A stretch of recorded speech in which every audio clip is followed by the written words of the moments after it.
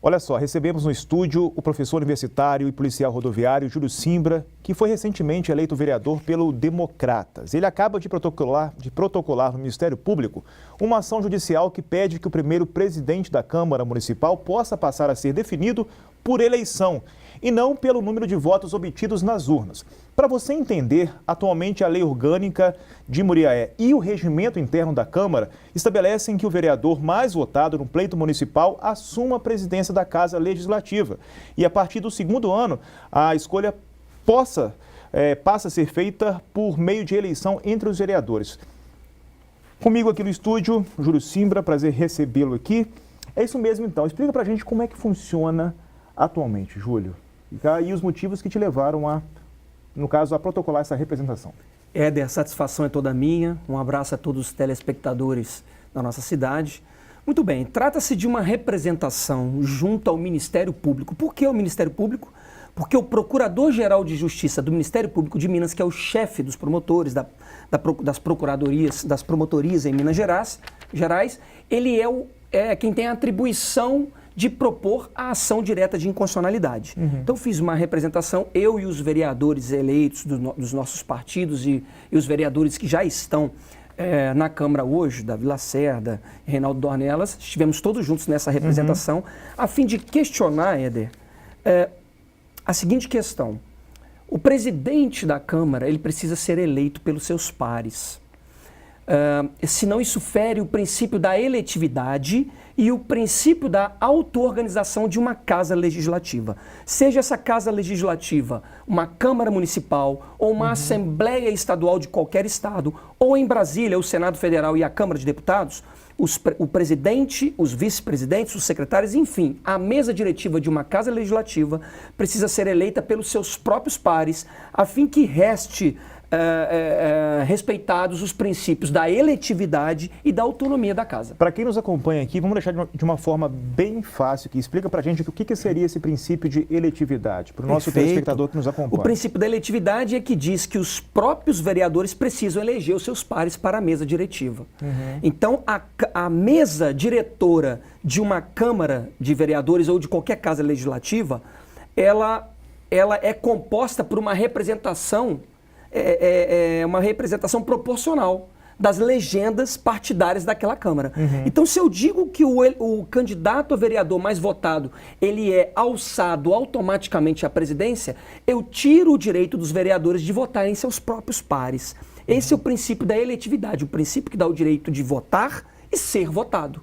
Né? Imagine também uma questão, Éder. Imaginem um regimento interno como é o nosso hoje, de 2012 para cá, com uma alteração que houve em 2012. Porque, diga-se de passagem, antes de 2012, o presidente da Câmara ele era votado pelos seus pares. Mas houve uma alteração para que fosse o mais votado. Imaginem que esse mais votado, por quaisquer motivos, não queira ser o presidente. Nós não temos no regimento interno e na lei orgânica do município de Muriaé um outro dispositivo legal, um outro artigo que diga quem vai ser o presidente. Ou seja, é uma brecha, é um buraco. É uma lacuna muito grande, um problema. Nós não queremos isso jamais, mas imagine que o vereador mais votado faleça. Nós não temos quem indicar para ser o presidente da Câmara. Então o presidente precisa ser eleito nas primeiras sessões que se iniciam a partir de 2017. Para você, no caso, que protocolou essa representação, quais seriam os principais benefícios dessa mudança no atual sistema de escolha do presidente da Câmara? O principal benefício é que a Câmara Legislativa de Muriaé tem o respaldo de ter o presidente que os seus pares querem.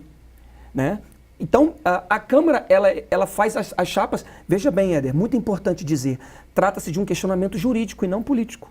Eu estou questionando uma inconstitucionalidade da lei orgânica municipal e do regimento interno. Claro, uma questão jurídica que acabará levando a um desdobramento político. E a sua pergunta foi muito pertinente. Imaginem que a Casa Legislativa tem um presidente que não foi escolhido pela Casa. Ele tem legitimidade? Né? Um vereador tem legitimidade porque foi escolhido pelos cidadãos da cidade, pelos eleitores. Um presidente da República, um prefeito tem legitimidade por isso.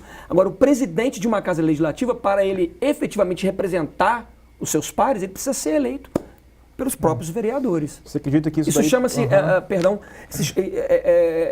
é o princípio da proporcionalidade das legendas. Né? A legenda da mesa diretora, ela tem que ser uma legenda de pessoas que representem todas as legendas políticas da Câmara de Vereadores. No caso, olhando por um ponto, nesse caso, então, poderíamos dizer que existem dois pontos de vista. Um deles seria que facilitaria o trabalho, no caso, a partir daí, do presidente da Câmara, nas negociações na casa, facilitaria muito o trabalho, já que ele teria que buscar esse apoio para ser eleito, né?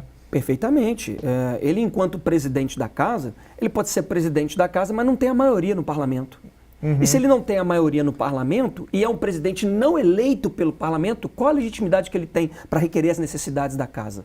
Né? Então, é nesse ponto que é o benefício para a sociedade. A sociedade precisa de uma casa legislativa, de uma Câmara harmônica, em que os seus pares, apesar de pensarem diferente, isso é muito importante, mas que eles entrem em diplomacia para fazer o melhor para a cidade. E se o presidente, que é aquele que rege a casa, não é eleito pelos próprios pares, eu já tenho um problema. Fica difícil, no caso, aprovar projetos e tipo de ações como essas. Por Não exemplo, tenha dúvida, aprovar projetos em benefício da cidade, né? Até mesmo o contato com a administração, com o executivo. Veja, o poder executivo é um, o poder legislativo é outro, eles são independentes, todavia precisam ser harmônicos. Né? E há uma quebra dessa harmonia. Né? Se o presidente dos vereadores não tem um respaldo dos próprios vereadores, muito menos terá da administração pública. a ação foi protocolada recentemente agora e essa representação ela vai ser transformada em ação pelo Ministério Público. Tem previsão de resultado? E como é que funciona a partir de agora? Ótima questão, Éder. Foi protocolizado na semana passada, ou final da semana retrasada, junto ao Ministério Público, à Secretaria do Ministério Público, aqui na própria Muriaé, já foi remetido para o gabinete do Procurador-Geral de Justiça, que é o chefe do Ministério Público em Belo Horizonte. Por que se chama representação, Éder? Porque a ação judicial para declarar a irregularidade, a inconstitucionalidade desses dispositivos legais que determinam que o mais votado tem que ser o presidente, é uma ação direta de inconstitucionalidade. E quem tem a competência, a atribuição para propor essa ação? O Procurador-Geral de Justiça, que é o chefe dos promotores no estado de Minas Gerais, só para dar uma explicação bem tranquila para todos os telespectadores. Quando ele propõe essa ação direta de inconstitucionalidade, ela vai, isso é muito importante deixar claro, ela vai diretamente para o Tribunal de Justiça em Belo Horizonte e é o desembargador que vai dizer está correto ou não está correto. Se o desembargador disser não vejo inconstitucionalidade nesses dispositivos, mantém-se os artigos da lei orgânica e do regimento interno e o vereador mais votado será o presidente. Todavia, se esse entendimento nosso, esse humilde entendimento nosso, for bem recebido pelo desembargador, deixar bem claro que essa decisão não é nossa, é da Justiça, o desembargador que recebe a ação do promotor, do Procurador-Geral de Justiça, se ele achar que tem respaldo, ele vai determinar que os dispositivos percam efeito em forma de liminar, tendo em vista que nós pedimos uma liminar para ir mais rápido, e os dispositivos perdendo efeito, naturalmente nós seremos obrigados a fazer a eleição para o presidente da Câmara. Teremos uma provável resposta aí já para o início do mandato, do próximo mandato? Nós estamos querendo entender que sim, estamos esperançosos, tendo em vista que no meu pedido, se ele for realmente recebido pelo Ministério Público e pela Justiça, eu peço que haja uma antecipação de tutela. O que significa isso? É que o juiz, antes que ele determine de uma vez essa questão, que ele estude bem detalhadamente, ele antecipe o seu entendimento através de uma medida liminar. E ele pode fazer isso num prazo de 24, 48, 72 horas. É só chegar a ele. É só chegar até as e mãos ele deles. entender que realmente temos razão. Júlio, acho que ficou claro para entender esse momento agora sobre essa questão. Muito obrigado pela sua participação aqui no JA. Prazer recebê-lo aqui. Sou eu que agradeço sempre e vou estar sempre à disposição, querendo já agradecer à sociedade muriense pela confiança e dizer que nós vamos trabalhar para corresponder a toda essa confiança.